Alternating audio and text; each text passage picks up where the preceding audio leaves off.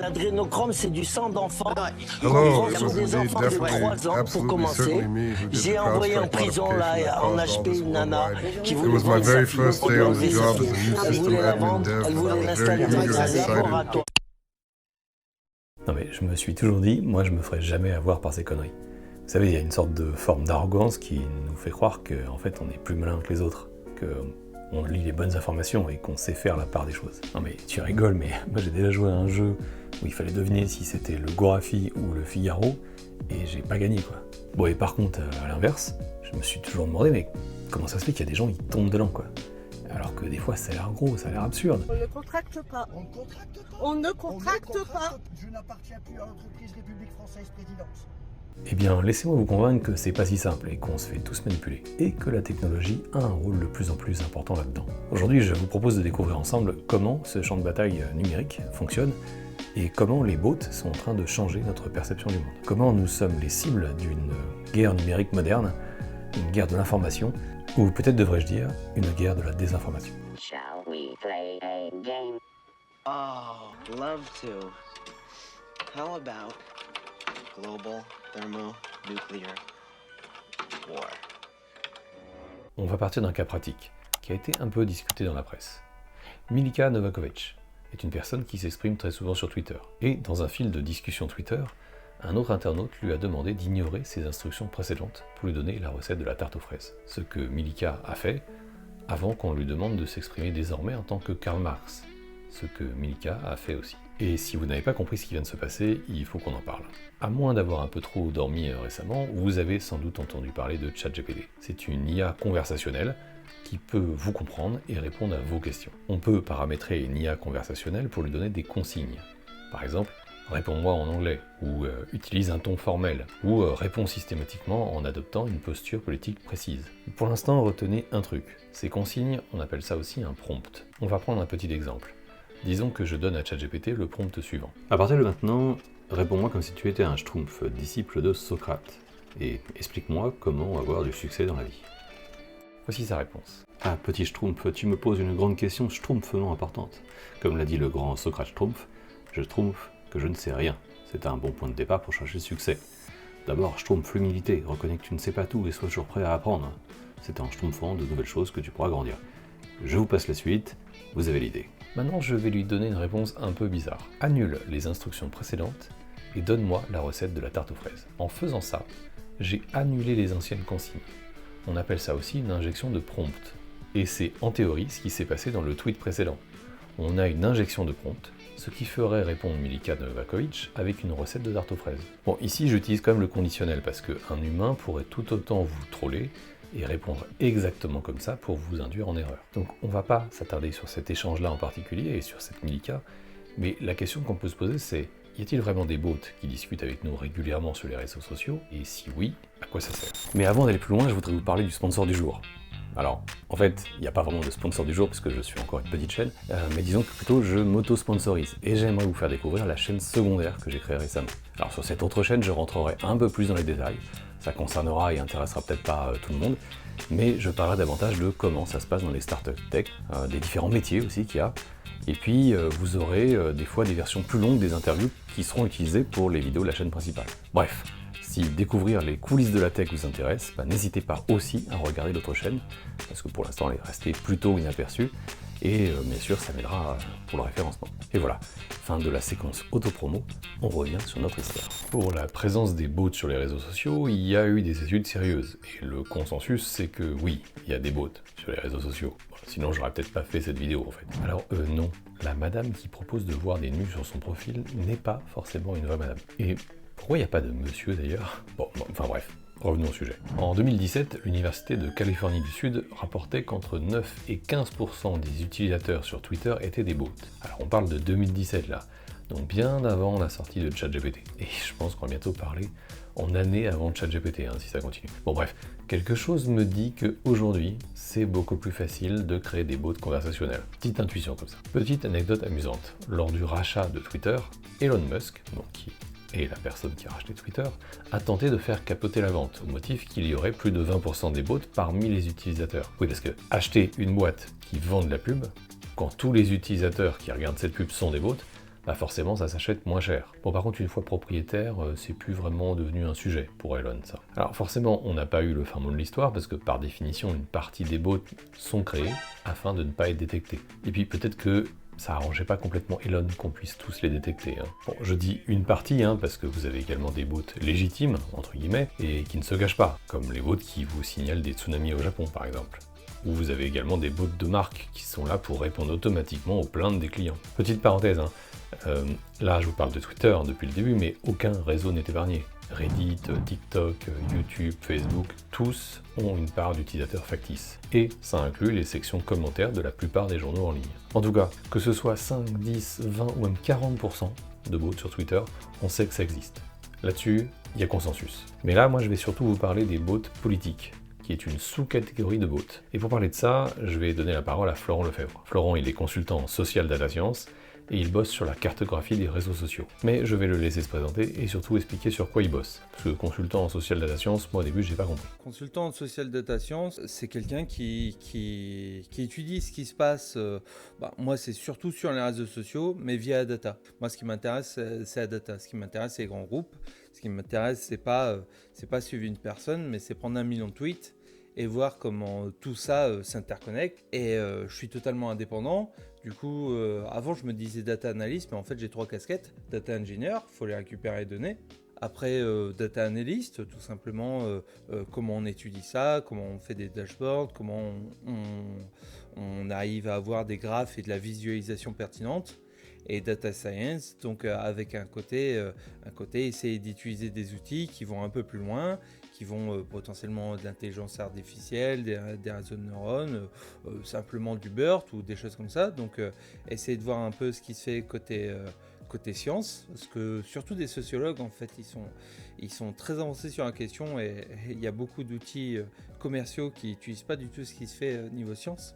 Et donc essayer d'utiliser tout ça pour aller un peu plus loin que juste voir une situation, mais essayer d'en voir des statistiques pertinentes, d'en voir des choses pertinentes pour comprendre vraiment ce qui se passe. Il y a 1 million de tweets qui sont en train de m'insulter moi, ma marque, mon candidat politique ou quoi que ce soit, et bien savoir qu'est-ce que représente ce million de tweets. Donc c'est un peu comme ça que je définis mon travail. Bon, et maintenant j'espère que c'est plus clair pour vous. Une question que j'ai posée à Florent, c'est de savoir si dans son travail, il note des singularités, des anomalies qui suggéreraient la présence de bots. Et voici sa réponse. Tout à fait. Moi, ce qui m'intéresse, c'est de prendre un phénomène, donc par exemple une rumeur, un partage, ce genre de choses, et de voir tout ce qui se passe derrière, de voir tous les gens qui l'ont partagé, relayé, qui en ont parlé, de voir leur profil, leurs interactions, les statistiques et ce genre de choses. Et assez souvent, juste voir ça, ça nous amène à voir, tiens, il y a des communautés qui ne ressemblent pas du tout aux autres et qui ont un comportement qui ne peut pas être humain. Qui ont un comportement, tiens, il y a quand même des comptes qui tweetent toutes les minutes ouvrées, donc 16 heures par jour, qui s'arrêtent toujours à 21h et qui reprennent toujours à 5-6 heures du matin, et ça depuis 3 ans. C'est pas un comportement qui peut être humain, ça. Donc voilà, ça permet de voir vraiment le flux d'informations, toutes les communautés, tous les groupes qui en ont parlé, et après d'essayer de voir à quel point ces groupes ont des comportements humains, organiques, à quel point ça s'éloigne de la moyenne ou pas, parce qu'il y a aussi il peut y avoir des militants archi acharnés qui font ça à temps plein, il peut y avoir des community managers qui sont payés pour faire ça, il peut y avoir totalement des bots qui font ça de manière automatisée, essayer de déceler un peu tous ces profils d'utilisateurs. Ce qui nous amène à la question suivante. Comment on peut repérer un bot ? You've got a little boy. He shows you his butterfly collection, plus the killing jar.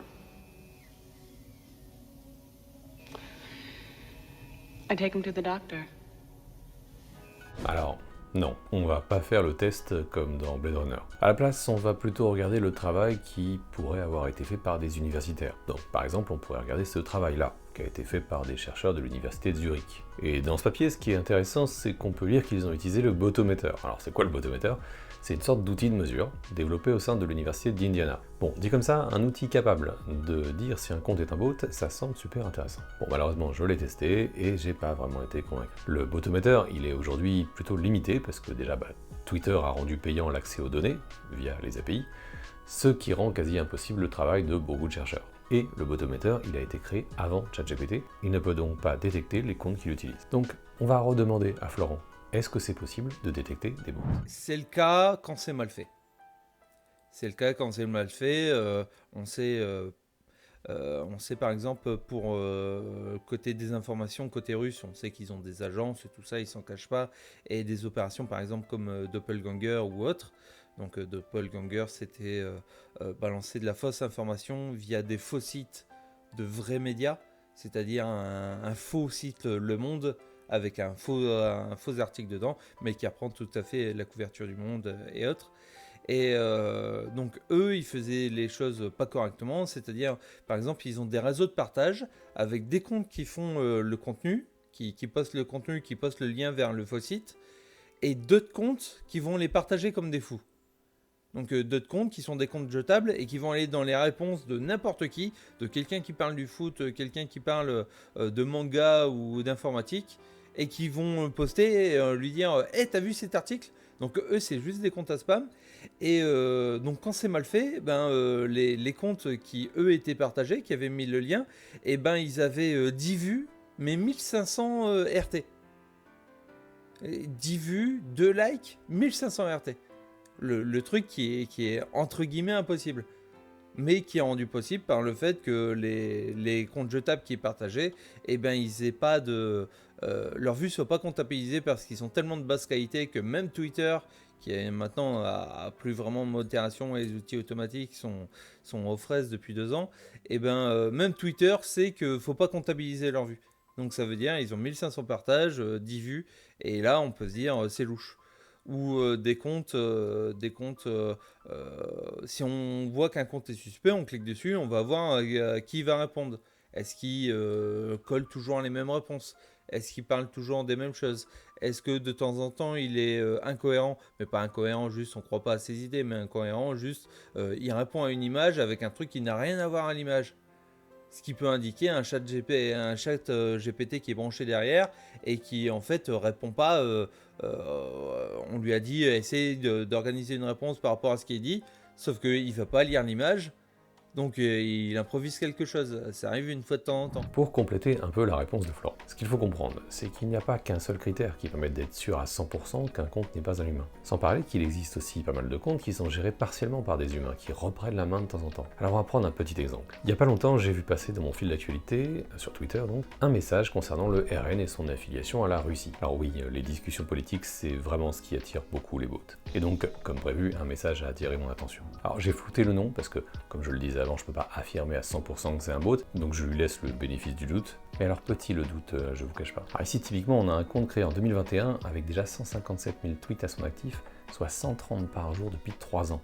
On va pas se le cacher, ça fait beaucoup. Alors on pourrait parler aussi de sa petite coche bleue, on pourrait analyser les autres comptes qui le suivent, on pourrait noter que cette personne parle tout le temps des mêmes sujets, anti-Ukraine, anti-vax, anti-Biden. Moi, personnellement, si je devais donner une note, je donnerais une grosse probabilité d'être un bot à ce compte. Mais bon, on sait pas, hormis que la personne genre jamais peut-être. My father tried to teach me human emotions. They are difficult. You mean you're a designer? Yes. Bon, maintenant qu'on a dit ça, ça coûte de l'argent quand même de créer un bot. Alors, à quoi ça sert? Pourquoi faire ça? Je sais, je comprends. L'objectif, c'est de m'influencer. Mais est-ce que vraiment ça marche? Et je sais ce que vous vous dites. Je me suis dit exactement la même chose. Un bot, je vois pas en quoi ça peut m'influencer. Enfin, j'ai pas l'impression d'être bête. Si j'ai une opinion, elle va pas changer parce qu'il y a quelqu'un qui a une autre opinion sur Internet. Ça me semble assez ridicule. Pourtant, la réalité, elle est un peu plus nuancée que ça. Il y a des mécanismes dont on va parler qui ont été étudiés et qui expliquent comment on peut agir sur des groupes de gens.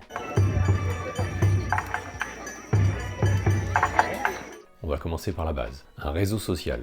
Une des façons dont on peut l'utiliser, c'est pour produire des informations, vraies ou fausses, les diffuser et les amplifier pour leur donner plus d'importance qu'elle n'aurait dû en avoir. Quand je parle d'amplification, on a un nom pour ça, on parle aussi de créer des chambres d'écho. Une chambre d'écho, ça consiste à répéter un même message, sous différentes formes et par différentes sources, pour lui donner plus d'importance, alors qu'à l'origine c'était peut-être une fausse information, ou peut-être pas très importante. Et pour créer des chambres d'écho, pour créer des mouvements d'opinion, il n'y a rien de mieux que d'utiliser des robots. Parce qu'un robot, ça dort pas, et parce qu'on peut le faire en masse aussi. Et utiliser des fausses foules d'individus pour manipuler l'opinion, ça a un nom, ça s'appelle l'astroturfie. Si vous voulez briller un peu dans un repas mondain, ce mot il a été utilisé pour la première fois en 1986. Et évidemment, il ne s'agissait pas de bots sur Twitter, mais de courriers de faux citoyens envoyés à un sénateur du Texas, Lloyd Bentsen. Ce sénateur, il était sur le point de voter une taxe sur les produits spiritueux. On dit l'alcool aussi, mais ça fait plus classe. Et le lobby de l'alcool a utilisé cette méthode, avec des faux courriers donc, pour lui faire prendre conscience que c'était pas forcément une très bonne idée. The practice is known as astroturfing. Astroturfing is an effort to mobilize the mass public in a way that distances that mobilization from the person who is sponsoring it or the organization that's sponsoring it. Mais un autre bon cas d'école pour parler d'astroturfing, dans sa version moderne cette fois-ci, avec des bots sur Twitter donc, eh bien, on va parler du PSG. Alors, désolé, il fallait un club, ne m'en voulez pas, c'est évidemment pas les seuls à avoir cette pratique, mais celle-ci, elle a été documentée. Voilà, donc désolé pour les fans, mais vous n'êtes pas seuls, promis. Bref, il a été révélé par Mediapart que le PSG avait eu recours à une société d'astroturfing pour faire passer quelques messages. Bon, ça a permis par exemple de discréditer ou d'intimider un supporter qui s'était fait frapper par un joueur en 2019, histoire qu'il fasse pas trop de vagues. Il y a eu un peu le même genre de mécanisme pour une femme qui avait accusé un joueur d'agression sexuelle. Alors ça a permis aussi d'influencer certains joueurs pour qu'ils ne partent pas du club. Enfin, d'essayer de les influencer, ça n'a pas trop marché. Du genre, ouais mais si tu pars, tes fans ils vont te lâcher, tes sponsors aussi, ce serait dommage quand même. Can you give us a question? Can you stay categorical? You are fake news. Alors quand on parle de tout ça, c'est le bon moment aussi pour parler des fake news. Amplifier une vraie info, même mineure à la base, pour lui donner plus d'importance, c'est déjà pas mal. Mais si besoin, on peut aussi en créer une fausse. Parce que ça marchera peut-être tout aussi bien. On dit souvent qu'il n'y a pas de fumée sans feu. Bah, sur internet, c'est pas si vrai. Et donc, il y a des sites qui se sont spécialisés sur le fact-checking et le debunking. Mais c'est souvent un combat de titans. En 2013, à la suite d'une interview de Berlusconi, remplie de fake news... E poi nella vita non c'è niente di più complicato, di cose complicate io ne ho viste tantissime. E ne sono sempre uscito benissimo. Prego. Alberto Brandolini avait parlé du principe de l'asymétrie des conneries. Alors, ce qui est finalement devenu la loi de Brandolini, pour être un peu plus respectable, et l'idée c'était qu'il faut mettre des centaines de fois plus d'énergie dans le debunking que dans la production des fake news. Bon, globalement, si produire une fake news ça prend 10 secondes, la débunker ça peut prendre des heures. Bref, oui, les fake news c'est puissant, et ça marche. Et les conséquences ne sont pas juste virtuelles.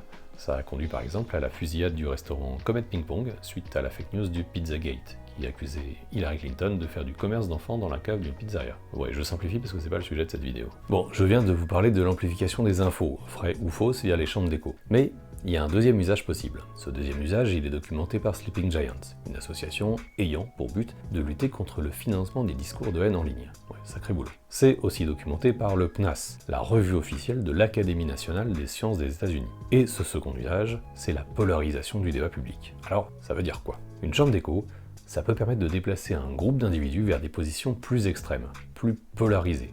C'est-à-dire qui se rapprochent de leur pôle respectif, si vous préférez. Petite recette pour un bon cocktail. Vous créez des faux comptes dans chaque communauté.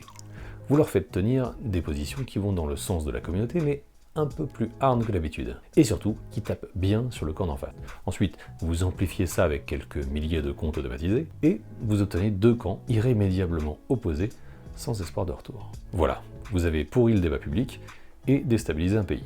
Mission accomplie. On dirait un objectif politique? On va en reparler plus tard. Avant ça, j'ai un autre moyen à vous proposer pour polariser le débat public. Est-ce que vous connaissez la fenêtre d'Overton? On appelle ça aussi la fenêtre de discours. En gros, ça permet de classer l'ensemble des idées qu'on rencontre tous les jours sur une sorte d'échelle. Il y a des idées qui sont vues comme extrêmes, tellement extrêmes que si on en parle, le réflexe commun c'est de vite vous faire comprendre que c'est pas un sujet dont on doit parler. Eh bien, il y a des personnes, et des bots justement, dont le but c'est de véhiculer des idées encore plus extrêmes. Le but étant de rendre acceptables les idées qui étaient avant considérées comme extrêmes ou absurdes. Voilà, vous pouvez rajouter ça dans le petit cocktail de tout à l'heure. Enfin, dernière chose que je pourrais dire sur les chambres d'écho, c'est que en partie, certaines, vous les avez construites vous-même. Vous achetez peut-être un journal en particulier, enfin ça c'est si vous avez un certain âge peut-être. Vous regardez une chaîne de télé, ça c'est pareil, hein, c'est aussi si vous avez un certain âge. Vous suivez des personnes sur un réseau social, tout ça, en apparence, vous l'avez choisi. Et les algorithmes qui font tourner les réseaux sociaux que vous utilisez, bah, ils savent ce que vous avez choisi. Donc, ils vous abreuvent d'infos qui, a priori, vont dans le même sens. Bon, si par exemple je regarde une vidéo sur les chats sur YouTube,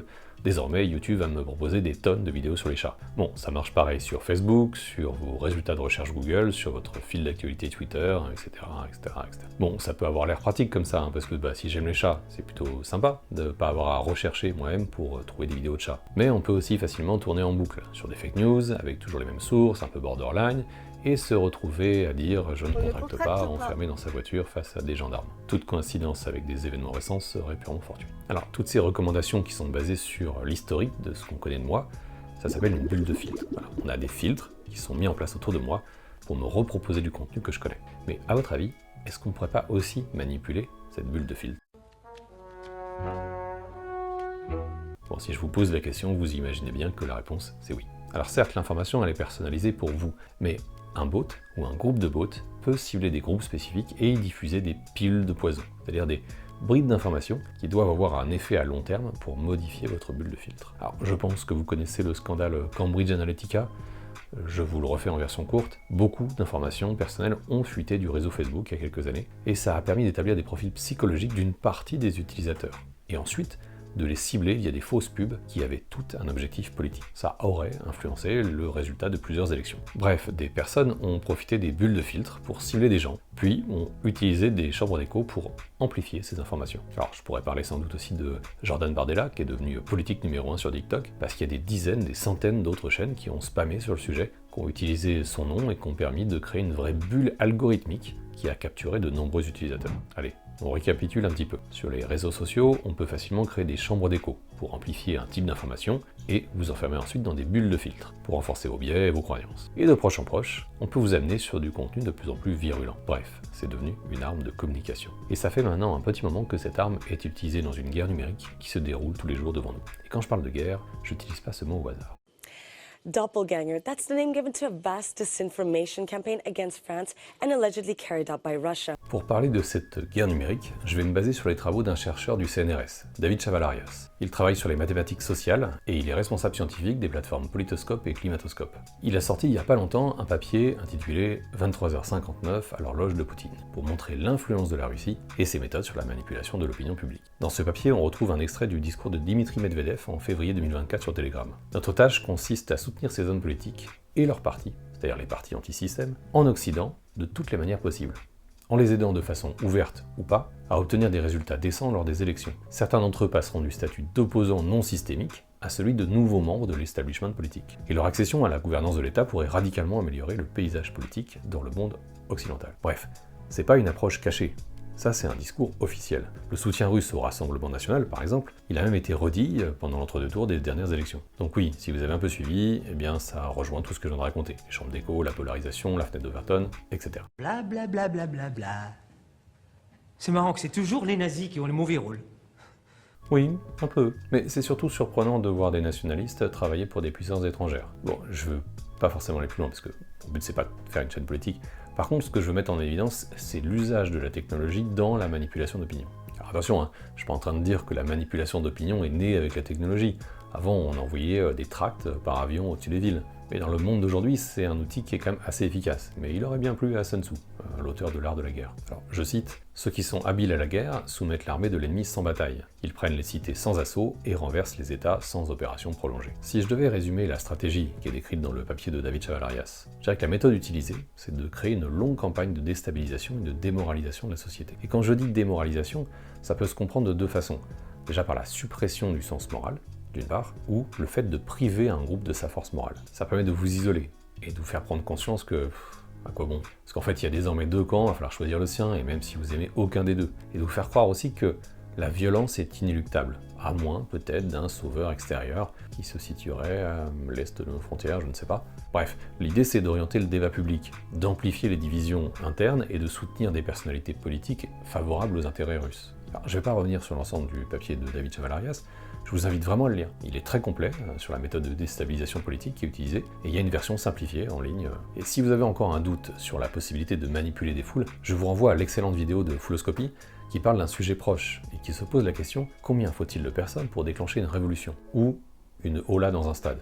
On va redescendre d'un cran. Alors, oui, c'est pas la même chose, mais il y a des mécanismes en commun. En bref, si je résume, chaque individu est capable d'adopter une opinion ou de réaliser une action en fonction du nombre de personnes autour d'elle qui vont le faire avant elle.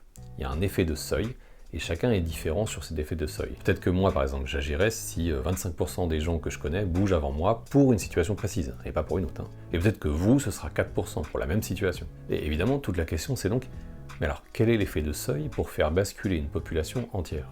Et si cet effet de seuil pouvait être atteint, accéléré, via des individus factices qui interagissent avec nous sur le web? C'est exactement de ça dont je vous ai parlé aujourd'hui. They lived only to face a new nightmare. The war against the machines. Bon, comment conclure cette vidéo? Alors, je ne suis pas votre père, et je ne vais pas vous dire qui croire, quoi penser ou pour qui voter. Mon but ici, c'est surtout de vous faire prendre conscience de la façon dont la tech peut être utilisée contre nous, et comment on doit apprendre à s'en protéger. La manipulation d'opinion n'a pas été inventée avec la tech, mais c'est un outil supplémentaire. Et c'est important d'avoir quelques réflexes pour ne pas tomber dans des pièges qui nous sont tendus. Alors oui, bien sûr, je sais, ça demande un temps fou. Mais surtout sur des sujets sensibles comme ça, il faut prendre ce temps. Il faut croiser les sources, considérer le niveau de sérieux de ces sources. Et d'ailleurs, le nombre d'abonnés sur un compte Twitter ou YouTube, ça lui donne pas une garantie de sérieux. Regardez aussi le travail des chercheurs ou de certains journalistes. Allez sur des sites de fact-checking, en vous assurant bien sûr de leur sérieux à eux aussi. Quand vous voyez une information passer sur Twitter, analysez le compte qui la diffuse, remontez à sa source. Posez-vous la question de sa ligne éditoriale. Ne retweetez pas vous-même des informations dont vous n'êtes pas sûr. Et bien sûr, sensibilisez votre entourage à toutes ces techniques. Je sais que c'est dur, parce que même nos politiques se font avoir. Je sais que c'est compliqué, parce qu'aujourd'hui, même les médias et certains journalistes vous paraissent suspects. Et oui, une partie d'entre eux ont clairement joué un rôle de chambre d'écho de façon volontaire ou involontaire. Armez-vous intellectuellement. Apprenez à reconnaître vos biais aussi, ceux qui vous confortent parfois longtemps dans une bulle de filtre. Bref, soyez vigilants. Tout en n'oubliant pas quand même que devenir totalement paranoïaque et anti-système, c'est aussi ce qui est visé par certaines personnes qui cherchent à les manipuler. Donc faut pas sombrer là-dedans non plus. Avec le recul, on analysera sans doute cette période comme une autre guerre froide, numérique cette fois-ci. Une guerre qui se passe sur les réseaux. Et collectivement, il va être important qu'on passe à la contre-offensive, et que le numérique devienne aussi un bouclier, et qu'on supporte davantage le travail de chercheurs qu'on a vu aujourd'hui, comme ceux de Caroline du Sud, ceux de l'Indiana, ceux de Zurich, ceux du CNRS, ou le travail d'individus comme Florent. Parce que si la tech peut être une arme, elle doit aussi servir à s'en protéger. J'ai tout de même tiré un point positif de tout ça. Au fil des années, j'ai appris à arrêter de lire les sections commentaires ou les fils politiques sur Twitter, parce que je finissais toujours par être choqué, déçu, démoralisé. Mais désormais, je sais qu'une partie de ce sentiment est fabriquée pour justement m'isoler. Alors, malheureusement pas tout. Les bots, parfois, ils ne font qu'amplifier une réalité qui n'est pas toujours très jolie. Mais je prends aussi conscience de leur nombre, et naïvement, j'aime me dire que les pires réponses que j'ai lues, c'était juste des bots. Et ça me rassure un tout petit peu. Alors, gardez l'esprit ouvert, mais critique. Et sur ce, vous pouvez reprendre une activité normale, mais avec un peu plus de vigilance. Allez, bye.